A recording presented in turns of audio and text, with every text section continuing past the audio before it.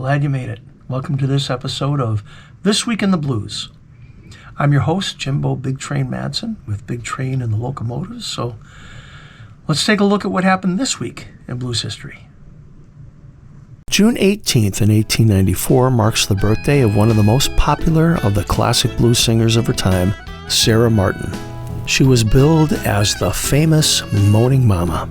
Through the 20s, she toured and recorded with such performers as Fats Waller, Clarence Williams, King Oliver, and Sylvester Weaver. She was among the most recorded of the classic blues singers.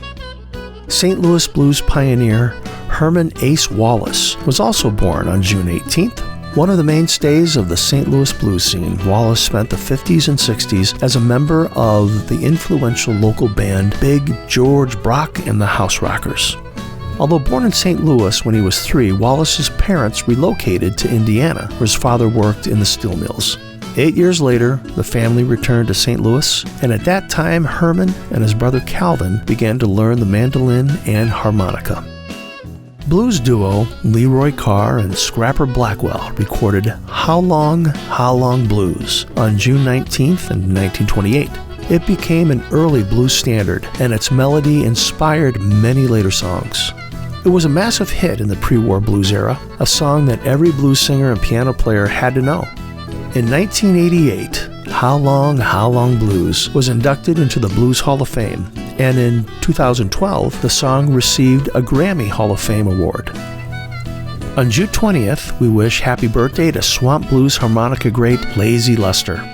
Contrary to his colorful nickname, Lazy Lester swore he was never all that lethargic.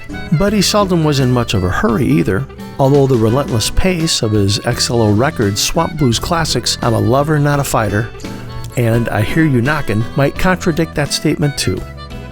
Chicago bluesman Johnny Yard Dog Jones was born on June 21st in 1941 on a cotton plantation in Crawford, Arkansas.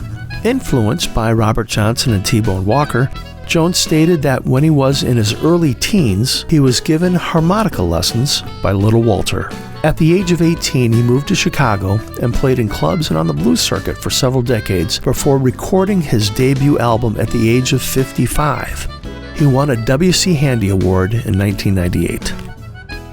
On June 21st in 1948, the Columbia label announces its new technological breakthrough, a long-playing vinyl phonograph record that can hold up to 23 minutes of music on a side. At the time the LP was produced, nearly all phonograph records for home use were made of an abrasive and therefore noisy shellac compound, employed a much larger groove, and played at approximately 78 revolutions per minute, or RPM, limiting the playing time of a 12-inch diameter record to less than 5 minutes per side. So this was quite a breakthrough. Delta blues musician T. Model Ford was probably born on June 24th in 1923. Unable to remember his exact date of birth, records indicate Ford was born in Forest, Mississippi, sometime between 1921 and 1925. Ford worked in various blue-collar jobs, such as plowing fields, working at a sawmill, and later in life becoming a lumber company foreman and then a truck driver.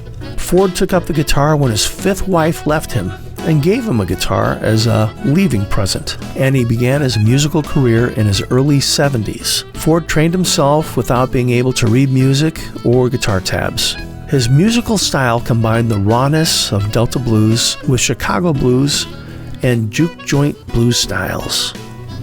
Well, we just covered some of the highlights here. If you want to know more about these artists or the other things that happened this week in the blues, be sure to follow our social media pages or visit us at our website at bigtrainblues.com. We'll have a new episode next week. We hope to see you then.